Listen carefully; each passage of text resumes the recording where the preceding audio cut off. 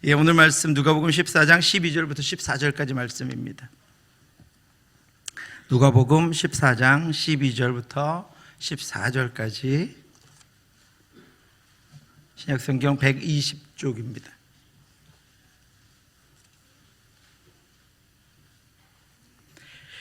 예, 찾으셨으면 같이 한번 읽도록 하겠습니다. 12절부터 14절까지. 또 자기를 청한 자에게 이르시되 내가 점심이나 저녁이나 베풀거든 벗이나 형제나 친척이나 부한 이웃을 청하지 말라. 두렵건대 그 사람들이 너를 도로 청하여 내게 가품이 될까 하노라. 잔치를 베풀거든 차라리 가난한 자들과 몸 불편한 자들과 저는 자들과 맹인들을 청하라. 그리하면 그들이 갚을 것이 없으므로 내게 복이 되리니 이는 의인들의 부활 시에 내가 가품을 받겠음이라 하시더라. 아멘. 오늘 본문은 안식일에 한 바리새인의 집에서 있었던 사건을 기록하고 있습니다. 오늘 본문을 포함한 누가복음 14장 1절부터 24절까지는 잔치에 초청한 사람과 초청된 사람의 네 가지 이야기를 우리에게 들려주고 있습니다. 이 네 가지 이야기는 서로 다른 것 같지만 동일한 한 가지 주제 안에서 네 가지 다른 주제를 다루고 있습니다. 첫 번째 이야기는 1절부터 6절까지의 말씀입니다. 이 이야기는 수정병 든 환자를 안식일에 치유한 사건입니다. 두 번째 이야기는 7절부터 11절까지 말씀입니다. 잔치에 초청을 받은 자가 잔치 자리에 가면 어떻게 처신해야 하는지를 알려주고 있습니다. 세 번째 이야기는 12절부터 14절까지 말씀입니다. 잔치의 주관자가 자신이 초청할 대상자들, 잔치에 초청할 대상자들을 어떤 방식으로, 어떤 방법으로 초청해야 하는가, 누구를 초청해야 하는가에 관한 말씀입니다. 네 번째 이야기는 14절부터 24절까지 말씀으로 잔치의 주관자가 잔치에 초청해야 할 대상들을 정하는 것에 대해서 이 비유를 통해서 선교적인 사명, 우리의 선교적인 사명이 무엇인가 하는 것들을 말씀해 주고 있습니다. 이처럼 한 곳에서 같은 날 이루어졌지만 각각 다른 주제를 가진 말씀이 또 각기 동일한 주제를 가지고 우리에게 예수님이 말씀해 주고 있습니다. 그것을 찾아내서 오늘 본문을 정확하게 파악하는 것이 저와 여러분들의 몫입니다. 첫 번째 이야기의 대상은 수종병이 든 사람입니다. 수종병은 근육과 혈액 속에 나쁜 물이 고여서 몸이 퉁퉁 붓게 되는 병입니다. 바리새인들은 분명히 안식일에 그 병자를 고친 예수님의 행위에 대해서 적절하지 않다고 문제를 삼을 것이 분명합니다. 그래서 예수님이 그들을 향해서 먼저 질문하셨습니다. 그들이 분명히 안식일에 수종병 든 환자를 고친다는 것에 대해서 시비를 걸어올 것이기 때문에 예상하시고 예수님이 먼저 질문하십니다. 그들에게 너희 중에 누가 그 아들이나 소가 우물에 빠졌으면 안식이라도 곧 끌어내지 않겠느냐. 예수님은 자신 앞에 앉아있던 수종병 든 사람을 우물에 빠진 내 아들이나 내 소라고 비유하셨습니다. 예수님에게 고소할 혐의를 찾고자 엿보던 이들조차도 예수님의 질문에 대답하지 못했습니다.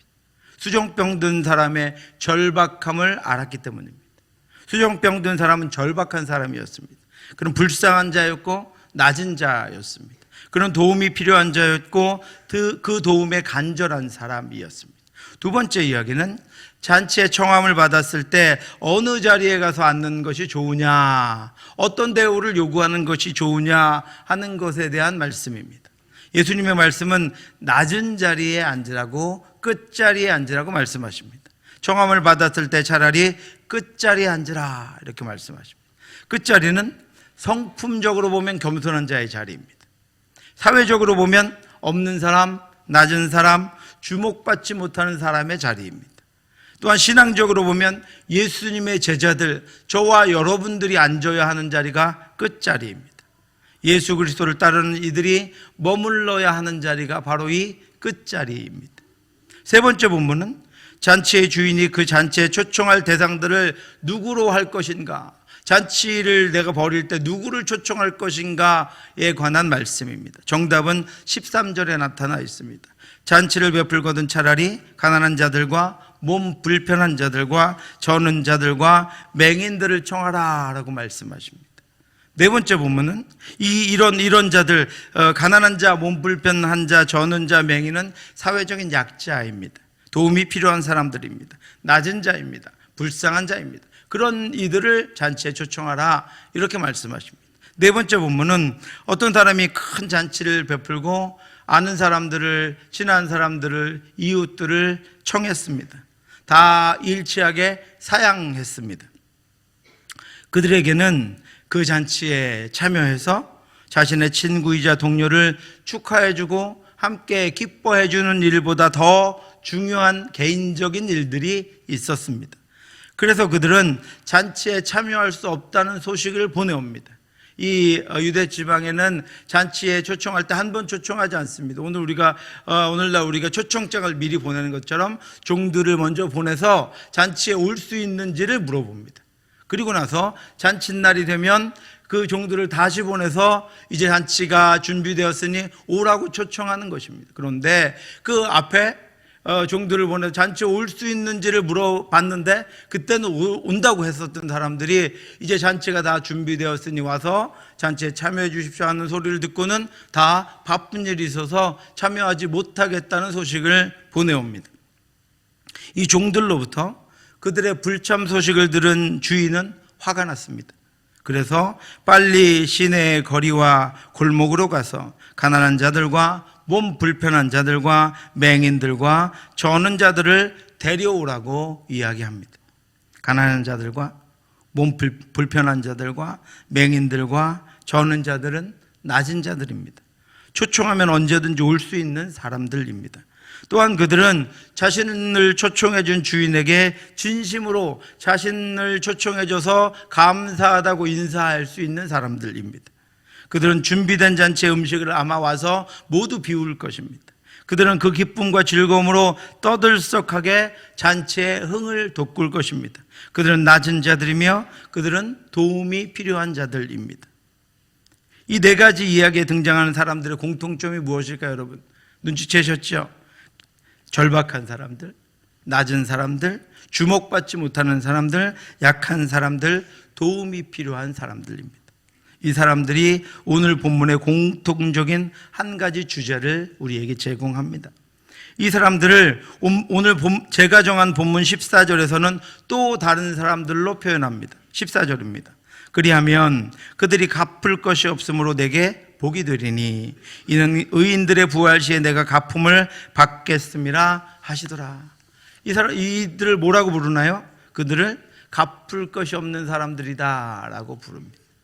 자, 이제 14장의 주인공인 갚을 것이 없는 사람들을 가지고 오늘 본문 이야기를 제가 다시 한번 구성해 보겠습니다. 첫 번째 이야기에서 예수님은 안식일 날 아무것도 예수님이 그 병을 고쳐주셔도 예수님에게 갚을 것이 없는 수종병 든 사람을 고쳐주십니다. 두 번째 이야기에서 예수님은 우리가 잔치에 초청을 받거든 갚을 것이 없는 자의 겸손함으로 끝자리에 가서 머물라고 말씀하십니다. 세 번째 이야기에서 예수님은 우리가 잔치에서 사람을 초청하거든 갚을 것이 없는 이들을 초청하라고 말씀하십니다.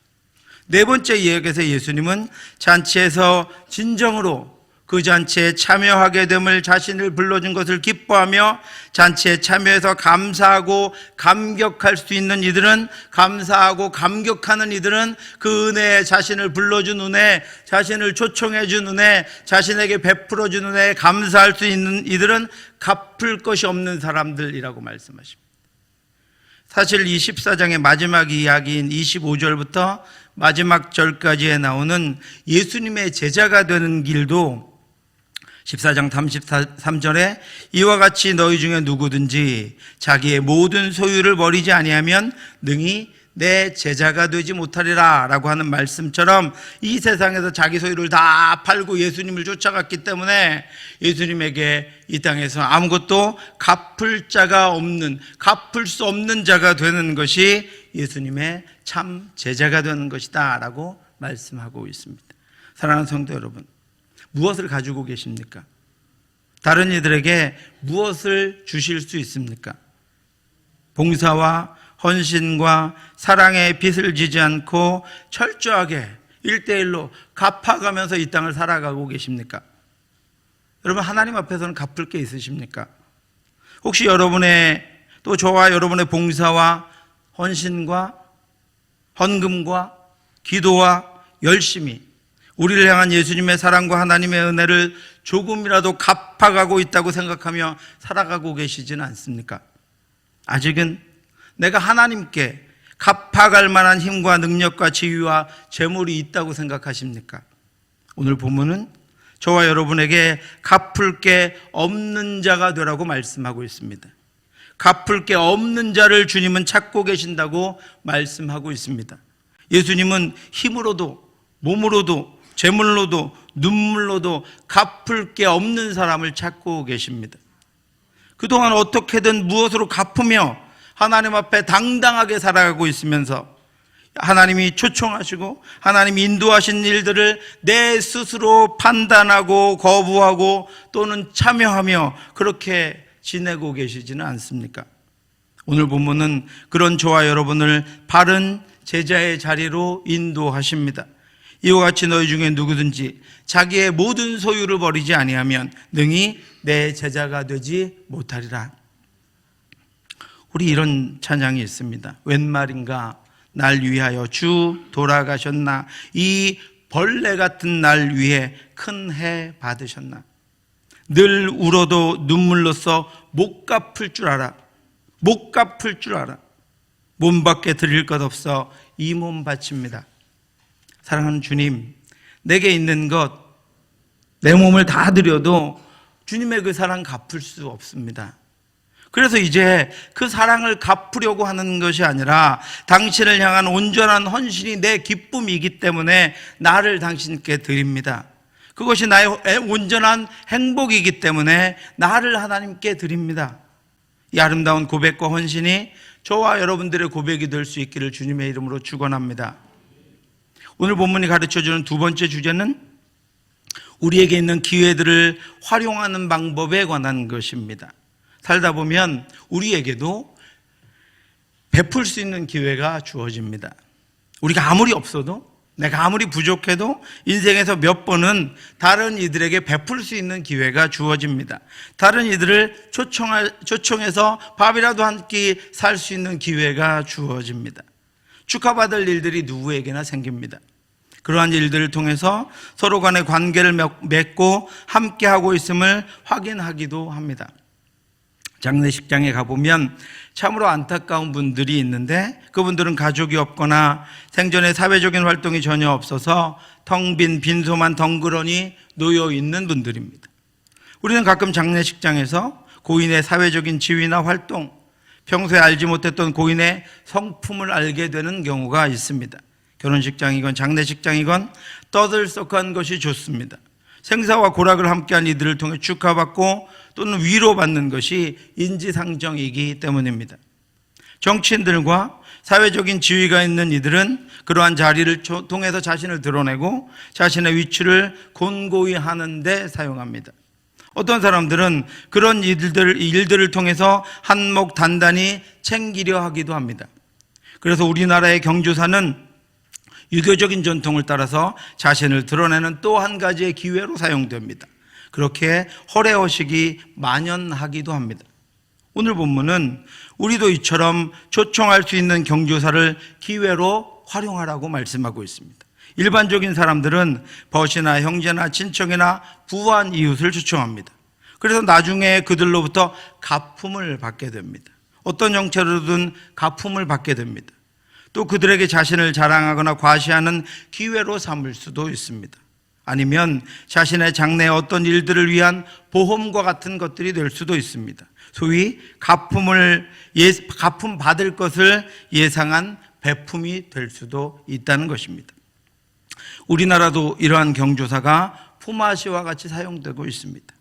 이스라엘에서도 당시에 사회적으로 그러한 것은 통용되는 관습이었습니다. 아무 문제가 될 것이 없었습니다.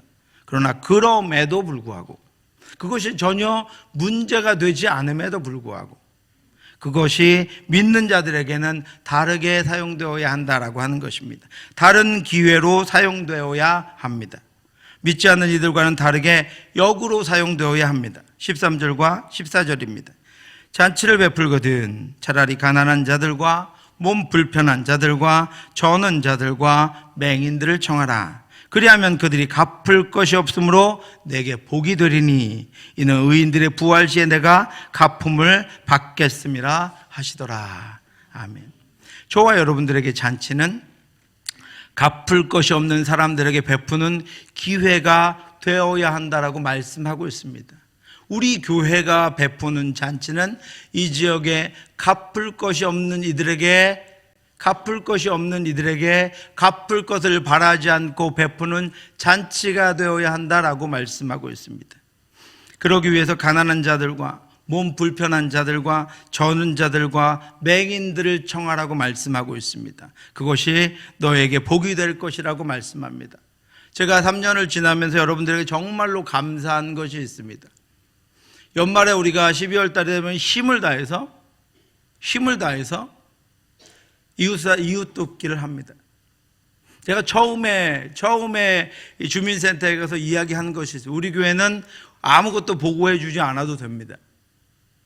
정부의 힘이 모자라는 곳에 정말로 복지사 분이나 여기서 볼 때 정말로 어려운데 사회적인 어떤 시스템 안에 들어가지 못해서 도움을 받을 수 없는 곳에 써주십시오. 우리는 아무 명단도 어떻게 썼는지도 요구하지 않습니다. 이렇게 이야기를 했습니다. 그런데 한편으로는 걱정되는 것이 있습니다. 우리 여러분들이 좀 이렇게 잘 도와주는 또 도움을 받는 사람들 이런 사람들을 좀 알아야 더 힘써서 도울 것이 아닌가 하는 염려도 있었습니다. 그런데 매년 우리는 돕는 것들이 늘어났습니다. 매년 더 많이 돕지만 아무것도 원하지 않았습니다. 그들이 볼 때 필요한 이들에게 잘 나눠주었겠지라고 믿으며 우리는 해마다 같은 일을 반복하고 있습니다. 그런데 우리 장로님들 중에 누구도 그것이 좀 헛되지 않습니까? 잘 쓰고 있는지 확인해 봐야 되는 거 아닙니까? 우리가 그렇게 하는 것이 허무하지 않습니까? 이렇게 말씀하시는 분이 한 분도 계시지 않았다라고 하는 것입니다. 주님은 어떻게 하라고 말씀하십니까? 갚을 것이 없는 이들에게 베풀어라라고 말씀하고 있습니다. 갚을 것이 없는 이들에게 베풀면 그것은 너희에게 하늘에 상이 될 것이다라고 말씀하고 있습니다. 저는 이 일들이 우리 교회에서 계속해서 지속되기를 원합니다. 이 땅 가운데 더 많이 정말로 갚을 것이 없는 이들에게 오직 하나님의 영광만을 위하여 우리가 마음껏 베풀 수 있게 되기를 주님의 이름으로 축원합니다. 주 안에서 저와 여러분이 복을 받는 비결이 있습니다. 복을 받고 싶으시죠? 큰 복을 받는 비결이 바로 여기 있습니다. 갚을 것이 없는 이들, 도저히 갚을 수 없는 이들을 초청하여 풍성하게 베푸는 것입니다. 그리고 그들에게서 아무것도 기대하지 않는 것입니다. 아무것도 바라지 않는 것입니다. 그들을 잔치의 손님으로 동등하게 대접하며 온전히 베풀되 무엇을 요구하지도 않고 무엇을 기대하지도 않는 것입니다. 아니 애초에 아무것도 기대할 수 없는 이들을 초청해서 잔치를 베푸는 것입니다. 내년에 이런 잔치를 한번 해보고 싶습니다. 그것이 우리에게 복입니다. 그들이 아무것도 갚을 수 없음이 우리에게는 복입니다. 이유는 세 가지입니다. 첫 번째는 저와 여러분들의 존재가 바로 하나님께 아무것도 갚을 수 없는 존재이기 때문입니다. 우리는 아무것도 갚을 수 없는 은혜를 받았습니다. 전능하신 하나님의 아들의 생명으로 말미암아 구원 곧 죄사함을 받았지만 아무것도 하나님께 갚을 수 없는 존재들입니다. 아무 공로도 없습니다. 온전한 은혜를 받았습니다. 그것이 저와 여러분들의 존재입니다. 그러므로 우리의 삶에서 아무 갚을 것이 없는 이들에게 베푸는 것은 곧 하나님 앞에서 나의 존재를 바르게 인식하는 것입니다. 또 하나님 앞에서 나에게 구원을 베푸신 그 은혜를 따라 살아가는 것입니다. 저와 여러분이 누구에게 무엇인가를 갚기를 바라는 것은 하나님의 은혜를 악으로 되갚는 것입니다. 마태복음 18장 21절 이하는 자신은 탕감받았지만 갚지 못하는 동료를 불쌍히 여기지 않는 악한 종에 대한 하나님의 진노를 말씀하고 있습니다. 주인이 그를 불러다가 말하되 악한 종아, 내가 빌기에 내가 내 빚을 전부 탕감하여 주었거늘 내가 너를 불쌍히 여김과 같이 너도 내 동료를 불쌍히 여김이 마땅하지 아니하냐 하고 주인이 노하여 그 빚을 다 갚도록 그를 옥졸들에게 넘기니라. 우리가 갚지 못하고 갚을 것이 없음에도 불구하고 용서받고 구원받았으니 저들이 갚지 못함으로 우리가 저들에게 받을 것이 없어서 저들을 용서하게 되는 것은 그 주인의 뜻을 우리가 어기는 것이기에, 어기지 않는 것이기에 우리에게 복이 됩니다. 우리가 갚을 것이 없는 이들에게 베풀고 저들이 갚을 수 없으므로 그들에게 아무 기대하지 않는 것, 나도 그 은혜를 받았음을 기억하며 그들에게 베푼 것들을 기억조차 하지 않는 것, 그것이 우리에게 복이 된다라고 말씀하고 있습니다. 우리가 갚을 수 없는 존재임에도 불구하고 누구에겐가 받아서 취함은 우리의 주인에게는 불의함이 됩니다. 우리가 받지 못함으로 주인에게 불의를 행하지 않을 수 있음이 우리에게 복입니다. 우리 교회는 주일마다 갚으려고도 생각하지도 않고 갚을 수 없는 이들에게 온 모든 헌신과 수고를 다한 이들로 가득합니다. 어제도 마치 주일같이 갚을 수 없는 일들을 많은 분들이 교회에 나와서 행해 주셨고, 오늘도 각 주일학교에서부터 갚기를 바라지 않고 갚을 수 없는 이들에게 받은 은혜를 베풀어 주는 일들이 우리 안에 넘치게 있었습니다. 충만하게 있었습니다. 그것이 바로 하나님의 은혜를 아는 이들의 삶이고 하나님께서 주시는 복을 받을 이들의 자격이다 라고 말씀하고 있는 것입니다. 그 복 안에 거하는 저와 여러분들 되시기를 기도합니다. 그 복으로 충만하신 저와 여러분들 되시기를 주님의 이름으로 축원합니다. 자꾸 무엇 받으려고 하지 말고 자꾸 어떤 데까든, 그것이 명예든 이름이든 자리든 인정이든 그 어떤 것도 받으려고 하지 말고 갚을 수 없는 이들에게 받을 생각도 하지 않고 늘 그렇게 행함으로 말미암아 갚을 수 없는 나를 위해 십자가에 죽으신 예수 그리스도의 사랑이 저와 여러분들에게 살아서 이 땅 가운데 나타날 수 있기를 주님의 이름으로 축원합니다. 두 번째로 이러한 베품은 하나님의 통치, 하나님의 인도하심을 나타내기 때문입니다. 내 구제함을 은밀하게 하라. 은밀한 중에 보시는 너희 아버지께서 갚으시리라. 베품을 받는 이들이 갚을 수 없는 것, 갚지 못하는 것, 갚을 수 없는 이들에게 베푸는 것, 그리고 아무것도 기대하거나 요구하지 않는 순전한 베품에 대해서는 하나님이 아시고 하나님이 갚아주신다라고 말씀하고 있습니다. 그것이 아무리 은밀할지라도 하나님은 다 아시고 그렇게 베풀어지는 나눔은 하나님께서 갚아주십니다. 무엇이 될지 알 수 없는 은혜로 우리에게 갚아주십니다. 그것은 또한 보물을 하늘에 쌓는 일이라고 말씀하십니다. 오직 너희를 위하여 보물을 하늘에 쌓아두라. 거기는 좀이나 동록이 해하지 못하며 도둑이 구멍을 뚫지도 못하고 도둑질도 못하느니라. 이 땅에서 베푸는 것은 하늘에 보물을 쌓아두는 것입니다. 갚을 수 없는 이들에게 베푸는 것은 하늘에 보물을 쌓아두는 것입니다. 이 땅에서 갚지 못하는 자들에게 베푸는 것은 하늘에 보물을 쌓아두는 것입니다. 그 보물들은 하늘에 쌓여서 하나님으로부터 베풀어지게 될 것입니다. 그러니 복이 되지 않을 수 없습니다. 세 번째로 이러한 베품은, 주님은 이러한 베품을 내게 한 것이다 라고 말씀합니다. 누구에게 한 것이라고요? 주님께 한 것이라고 말씀하고 있습니다. 이 땅에서 저와 여러분이 주님에게 무엇을 갚을 수 있는 방법은 하나도 없습니다. 우리가 무엇을 드린다고 한들 주님이 직접 받으실 수 있는 건 아무것도 없습니다. 주님께 무엇을 갚을 수도 없을 뿐 아니라 무엇을 갚는다는 생각을 가지고 신앙생활을 하는 것은 결코 온전한 신앙이 아닙니다. 갚으려고 하는 것이 아니라 감사로 하는 것이며 그것조차도 결국은 내 신앙의 성장을 위한 것일 뿐입니다.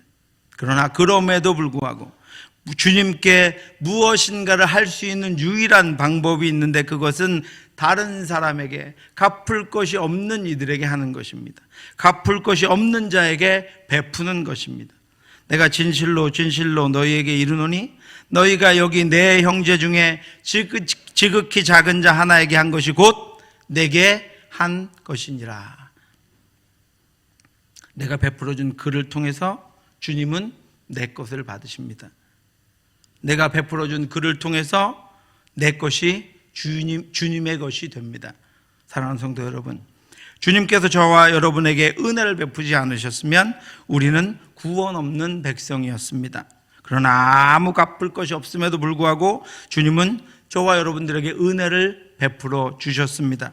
그러므로 저와 여러분은 그 은혜를 따라 살아야 합니다. 갚을 것이 없는 이들에게 값없이 베풀 때 그것으로 인하여 하나님이 저와 여러분들에게 공급해 주십니다. 그 보물이 하늘에 쌓여서 주님께 드려질 것입니다. 지극히 작은 자 하나에게 한 것이 곧 주님께 한 것입니다. 주님은 그 형제를 통해 나를 받으십니다. 그럼 여러 가지 일들을 통해서 또 여러 가지 여러분들의 삶을 통해서 갚을 것 없는 이들에게 베품으로 말미암아 주님께 그것이 드려지는 그 은혜가 있기를 주님의 이름으로 축원합니다. 갚을 것이 없을 때 헌신하고 갚을 것이 없을 때 수고하고 갚을 것이 없을 때 눈물 흘려 기도하고 갚을 것이 없는 이들을 위해서 우리 교회가 희생하고 헌신할 때 우리의 모든 희생과 헌신은 주님께서 받으시고 주님께 드려질 것입니다. 이것이 우리가 믿는 바 신앙의 진수입니다. 그럼에도 불구하고 우리 주위에서 갚을 것이 없는 이들은 여전히 헐벗고 외로워하며 고통스러운 나날을 보냅니다. 배부른 자들은 여러 가지 이들을 통해서 많은 사람들을 통해서 또 때로는 우리를 통해서 더 많이 받고 부요하여 풍족함으로 살찌고 있습니다. 부한 자들은 더 받음으로 부해지고 강한 자들은 더 받음으로 더 강해집니다. 관료들과 법조인들은 오래전부터 전관예우를 통해서 권력과 명예를 얻은 후에 그것을 이용해서 더 많은 부를 축적합니다. 종교인들 역시 자신의 종교적인 지위를 이용해서 온갖 편의를 제공받고 무소불위의 권력자가 되었습니다. 정치인들은 정치를 더럽히고 경제인들이 경제를 혼란스럽게 하고 종교인들이 하나님을 욕되게 하고 국회의원이나 판사나 검사가 법을 훼손하는 세상에 우리는 살고 있습니다. 다 자신만을 위하고 자신들에게 있는 모든 기회를 활용해서 더 가지려고 하는 세상 가운데 오직 주님의 말씀을 들고 갚을 것이 없는 이들에게 베풀면서도 감사하고 감격하고 그 하나님의 은혜에 하나님께서 우리에게 주신 은혜에 더 갚을 것이 없는지 찾으며 늘 헌신하고 그 말씀을 붙들고 용기 있게 서서 살아가는 저와 여러분들 되시기를 주님의 이름으로 축원합니다. 욕망과 욕심으로 악의다툼을 하며 함께 살아야 할 다른 이들을 죽음과 고통으로 내모는 이 세상 가운데에서 갚을 것이 없는 이들을 찾아서 베풀므로 본디 갚을 것이 없는 자에게 오직 은혜로 베풀어 주신 그 예수 그리스도의 생명의 십자가가 우리를 통해 밝히 드러나는 연말이 또 우리의 한 해가 또 우리의 섬김이 될 수 있기를 주님의 이름으로 축원합니다. 기도하겠습니다. 하나님 아버지 은혜를 감사합니다. 연약한 저희들을 베풀어 주시어서 자꾸 자신만 위하고 내게 내 욕망을 채우고 끝없이 펼쳐지는 나의 아버지여 그 욕망들을 따라 살아가도록 하지 않게 하여 주시옵시고 오늘 말씀을 따라 갚을 것이 없는 이들에게 베품으로 말미암아 우리의 삶을 우리의 헌신을 주께 드리고 내가 갚을 것이 없는 자임을 고백하며 이 땅을 승리하며 능력으로 살아갈 수 있도록 인도하여 주시옵소서. 우리가 말씀을 따라 살아가기를 원합니다. 명하신 것을 따라 살아가기를 원하오니 하나님 아버지여 이 한 해도 우리가 갚을 것이 없는 이들에게 베풀고 갚을 것이 없는 이들과 나눔으로 말미암아 하늘의 기쁨이 충만하도록 우리 가운데 함께하여 주시옵소서. 모든 말씀 예수님 이름으로 기도드렸사옵나이다. 아멘. 우리 찬양 한 곡 같이 하겠습니다. 왜 나만 겪는 고난이냐고 우리 같이 한번 찬양하겠습니다.